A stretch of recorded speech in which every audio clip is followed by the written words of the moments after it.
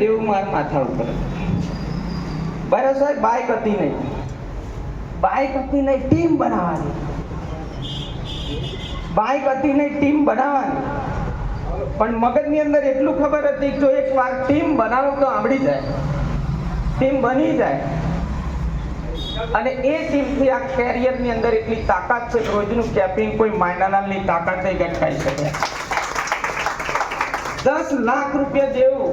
અને એ વખતે અમદાવાદની અંદર યશબીજ કંપનીનું દેવી સિનેમાની અંદર સેમિનાર થાય અને કંપનીના સાહેબ ત્યાં આગળ લે, ચાવડા સાહેબ મારી અપ્લાય કે આપણે એવું કરીએ દીવનો ટૂર ગોઠવીએ કે આ ટીમ ઊભી કરવાની હોય કોણ પૈસા કોઈ કમાયેલો લીડર હોય એને તમે કે થોડા કાળજે કાઢે કર, કોઈ કમાયેલા જ ના હોય, ટીમ બનાવવા માટે દીવનો ટૂર કરવાના.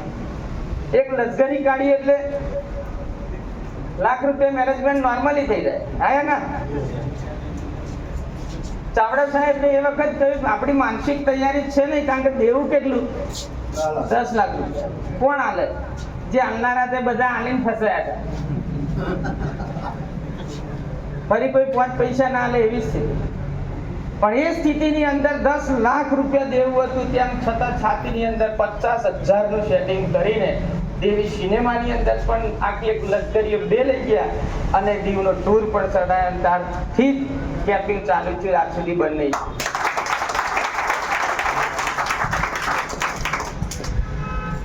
મારે પરિવર્તન મારા જીવનમાં લાવ્યું છું. આર્થિક રીતે સદ્ધર થવાનો જોરદાર અવસર તમારા હાથ નીચેથી નીકળી ના જાય ને ધ્યાન તમારે રાખવા. તમારી અંદર જેટલી હિંમત હોય એ હિંમતને ભેગી કરીને કામે લગાડવાનો સમય છે. કોઈ વ્યક્તિ ઘર મકાન બનાવતું હોય, માનો કે એને મકાન બનાવવાનું ચાલુ કર્યું, પાયા સુધી આવે ને અંદર પૈસા થઈ રહ્યા, શું કરવું? એ વ્યક્તિનું સપનું છે મકાન બનાવવાનું, પૈસા છે. કોઈ વ્યક્તિને પશુપાલન ઊભું કરવું છે, 4-5 ભેંસો લાવવી છે, પૈસા છે નહીં, શું કરે? કોઈ વ્યક્તિની દુકાન ખોલવી છે, જોરદાર ધંધો ડેવલપ કરવો છે, પૈસા છે નહીં, શું કરશે? કોઈ વ્યક્તિને સોનું ચાંદી ખરીદવું છે, સપનું છે, પ્રસંગ છે, છૂટકો નથી, શું કરશે? આ નોર્મલી એક વસ્તુ વિચારો, ઘરની અંદર જે ઘર બનાવવું છે એ વ્યક્તિ 4-5 લાખ રૂપિયા નાખશે અંદર તો ઘર તૈયાર થશે. એક ઘરમાં 5 લાખ રૂપિયા નાખે એક ઘરમાં પાછું શું આવશે? જણાવે તો ને કશું આવશે નહીં. દુકાનની અંદર જો નાખશે તો દુકાન ડેવલપ થશે, એમાં સાયકલ ચાલુ થઈ જશે. હા ના પાછા આવશે કે નહીં આવે? આવશે. ગાય ભેંસ લાવ્યો છે, માનો કે 2 લાખ રૂપિયા પશુપાલન પાછળ એને ખર્ચ્યા, તો પૈસા પાછા ફરવાની સાયકલ શરૂ થશે કે નહીં? તો આ અવસર તમારો છે. કેટલા નાખવાની તાકાત છે? તમે જો 100 માણસને તઈ નાખી દીધા, શું થાય?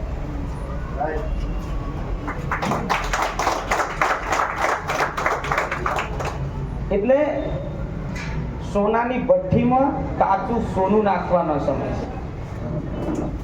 એના માટે પૈસા તમારા જોડ નથી, એ પ્રશ્ન મારો નથી, કે તમારા સિનિયરનો નથી, કે તમારા સમાજનો નથી, કે તમારા કુટુંબનો નથી, પણ તમારો ચોક્કસ છે. કારણ કે તમારા જ પરિવારનું આખું આર્થિક ભવિષ્ય, તમારા જીવનનું આર્થિક ભવિષ્ય માત્ર તમારા ઉપર નિર્ભર છે. તમે એક સૂરજ છો તમારા પરિવારનો, અને સૂરજ જ્યાં સુધી તપતો નથી ત્યાં સુધી એનો પ્રકાશ ફેલાતો નહીં, ત્યાં સુધી સંસાર ખીલતો નથી. અમાસ બેઠી હોય તો પૂનમ કરવાનો અવસર 7મી એપ્રિલ આવી રહ્યો છે. એટલે બહુ પ્રશ્નો ઉપર નીચે કરવાની જરૂર નહીં. લાગી જજો, 5 ફટાફટ મેળવી લેજો. અઠવાડિયા પછી 5 મેળવવાની અપેક્ષા ના રાખતા. આ 4-5 દિવસમાં ખેલ પૂરું થઈ જશે. કારણ કે હોલની ક્ષમતા લિમિટમાં છે. અને તમે જાણો છો હોલની અંદર સ્વાભાવિક છે, આ હોલની અંદર આની ક્ષમતા લિમિટમાં છે. ઓવર થઈને કેટલું થાય?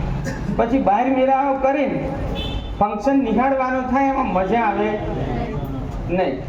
એટલે એ ધ્યાન રાખીને 2-4 દિવસની અંદર બહુ ઝડપથી નિર્ણય લેજો. તમારો નિર્ણય તમારી જિંદગી માટે બહુ મોસ્ટ ઇમ્પોર્ટન્ટ કામ કરવા જઈ રહ્યો છે.